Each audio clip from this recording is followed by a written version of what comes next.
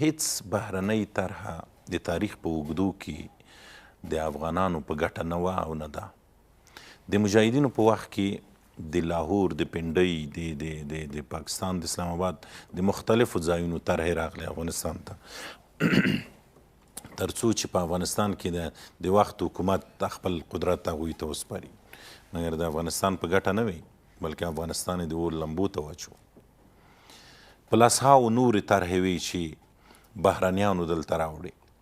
اوس د شوروي اتحاد طرحه دلته افغانستان ته کومه طرحه چې راوړې وه دې دپاره چې افغانستان کې امن راشي، دوی امن راوسته، جګړه یې لا پراخه کړه. هغه دی تر اوسه د جګړه نه سړي.